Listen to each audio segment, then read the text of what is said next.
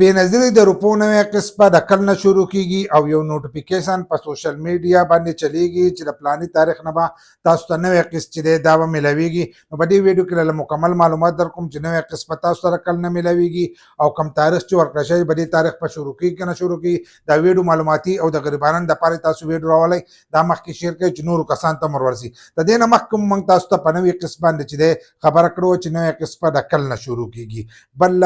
چې اوس دا کم نوټیفیکیشن کم په سوشل میډیا باندې چلیږي یو دا خبره هم چلیدله چې د بېنظیر روپۍ چې دي دا بندېږي. نو په هغې خو موږ تاسو ته تېره شوي ویډیو چې د هغه کړې ده که کومو کسانو هغه نه یې کتلې نو کومو کسانو چې دا نیوز خور کړی چې د بېنظیر روپۍ بندېږي نو د بېنظیر روپۍ چې دی دا نه بندېږي ځکه دا یوازې حکومت پاکستان نه ورکوي بلکې د بهر ملکونو روپۍ هم دي دا د هغو له طرفه چې دی دا تاسو ته میلاویږي نو حکومت چې دی دغه روپۍ نشي بندولی. بل لا د هغې څه خبره چې ده دا نه ده راغلې خو په سوشل میډیا باندې نن سبا هغه پوسټونه چې دي هغه ډېر زیات وایرل دي. کومو کسانو زموږ هغه ویډیو کتلی چې هغو ته خو پته لګېدلې خو ځینو ته اوس هم پته نه ده لګېدلې نو په هغې باندې ښه په تفصیل باندې چې دی موږ بحث کړی دی ځکه ځینې کسان وایي په خزانه باندې لوټ دی ځینې یو څه وایي ځینې بل څه وایي نو هغه ویډیو چې دا هغه کتی شي په هغې کې ښه په تفصیل سره موږ خبره کړې. خو نن سبا چې کوم نوټیفیکیشن چلیږي چې د 13 مۍ نه به تاسو ته نوې قسط چې دی دا میلاویږي نو دغه نوټیفیکیشن چې دی دا پیک دی. نن سبا فیک دغه چې دی دا ډېر زیات چلیږي ځینې کسان ته هغه اوریجنل ښکارېږي نو په ای آی باندې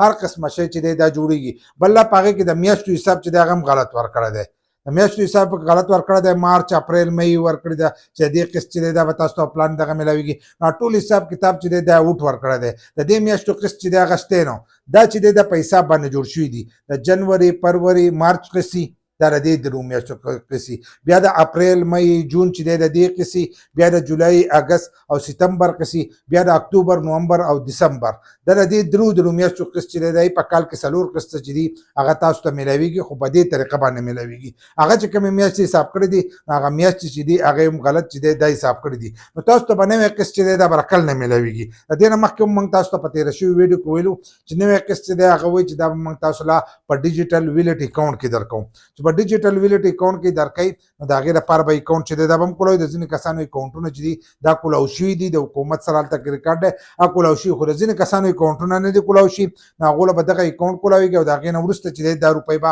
هغو ته میلاویږي او په دې کې 20% کسانو چې دي هغو تر اوسه پورې سیمان چې دي دا هم نه دي راغستې نو چې هغو ته سیمان ورورسي نو د هغې نه وروسته به د هغوی اکاونټ کولاویږي او د هغې نه وروسته به دا روپۍ شروع کېږي. که اوس حکومت وایي چې په زړې طریقې ورکوو نو هغې د بله ورځې نه چې دی هم شروع کولی شي خو هغو ویلي دي چې په ویلټ اکاونټ کې ورکوم نو ویلټ اکاونټ کې چې دی ټایم هم تېرېدی شي. بل لا د ځینو هغه وایي چې کولاو شي دي او ځینو له چې دی دا هم کولاو ټلیفون به ورته راځي دفتر ته به ځي او هلته کې به خپل اکاونټ چې دی دا به کولاوي نو د هغې نه وروسته به دې ته په اکاونټ کې میلاویږي. نو کم کسان چې وایي قسط نو قسط چې دی دا به تاسو ته د اختر نه وروسته میلاویږي مخکې د هغو څه اراده نشته. که نوی اپډیټ پکې راغی نو نوی اپډیټ چې دی هغه به موږ بیا ستاسو سره شیر کوو خو د هغې لپاره زموږ د فیسبوک پیج او یوټیوب چینل چې دی دا له ځان سره یوځای کوئ چې په ټایم باندې تاسو د نوي اپډیټ نه چې دی دا خبرېږئ.